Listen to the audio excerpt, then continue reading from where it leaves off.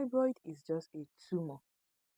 And in the case of fibroid, it's a benign tumor. That is, it is harmless. For some of you that have not seen fibroid, this is the picture of fibroid. Like, this is what a typical fibroid looks like. Now, there are different types of fibroid, and these types, they are being classified based on where they are embedded in the uterus. There's one that is subserous. The subserous is just outside the uterus.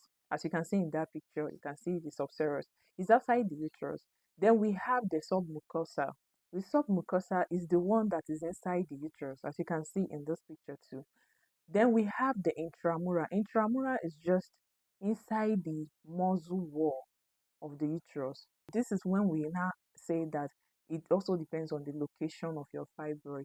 So if they can say your fibroid is subserous, submucosal, or intramural, so you can see that there are different locations of this fibroid growth.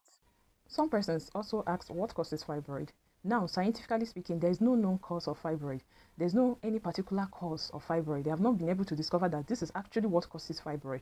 Some persons speculate that it is different things. I don't want to start going into mentioning most of the things that people say that causes fibroid. Science have not discovered the particular cause of fibroid, but we have factors, we have risk factors that can predispose one to this fibroid. One of them is age. People that are 30 years and above, down to 40, down to before menopause, these people are likely to have this fibroid. Then there is also genetics, that is family history.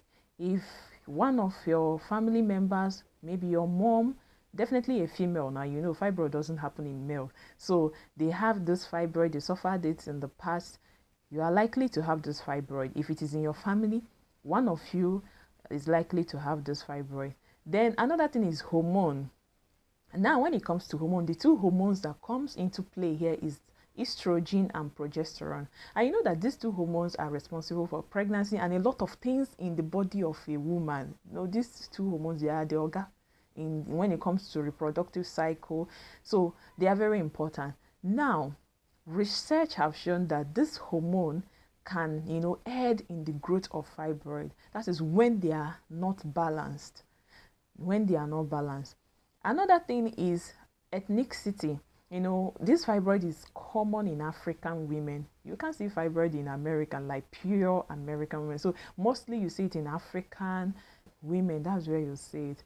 Then also study have it that environmental factors like your lifestyle, alcoholism, obesity, eating processed foods, excessive consumption of red meat, lack of exercise, all these lifestyle factors can actually play a role in this fibroid of a thing. So these are just research, things that science have come up with that might lead or that might predispose one to this fibroid. They are not basically a cause of fibroid. Like, you cannot just grab it and say this is it, but we are just saying that okay, this might be a thing that can lead to this fibroid. So there is no known cause. You cannot say that this is what actually causes fibroid. You cannot say that there is none. How do you know that you have this fibroid? Most persons don't even know that they have fibroid until they go for scan. Some persons, they discover that they have fibroid when they are pregnant. They don't even know, because some persons, it doesn't show any symptoms. It doesn't give them any sign, especially when it is a tiny one. When the size is little, it doesn't give them any sign, so they don't even know. They live with it and do everything they want to do with it. And the thing there is that fibroid is harmless. Fibroid is not a malignant tumor or growth. So you can actually live with fibroid and you won't even know. You can actually live with fibroid and have your children, you won't even know, depending on the location and the size.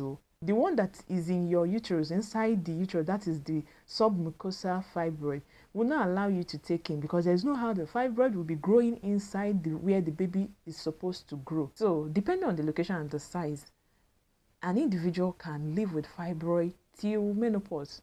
And here is the thing, once you get to menopause, fibroid can shrink according to research. So some persons, there's no sign when they have this fibroid, except they go for scan. For instance, there's one lady that had painful menstruation We have been managing and we are managing. In fact, we discharged her, she came back with intense pain.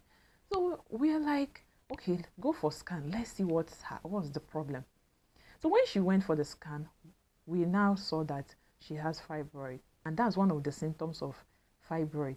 You have pain. It can be stomach pain. It can be low back pain. You have pain in your pelvic region. You have pain in your pelvic region. That's one of the signs. Then it also comes with heavy bleeding.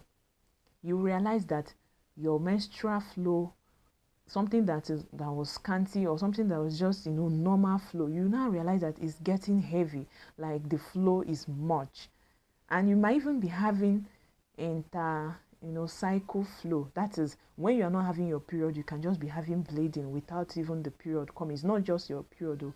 This one is just you'll be having bleeding in the middle of your cycle aside your normal period. That's one of it. Other symptoms that you might experience is pain during sex, frequent urination. You'll be going to urinate more often. Then you have difficulty getting pregnant. That's the one that most persons actually, some persons, not just most, some persons, they experience that. So you have difficulty getting pregnant. So these are the symptoms that one might experience when you have this fibroid. And some persons might not even experience it, depending on the size and location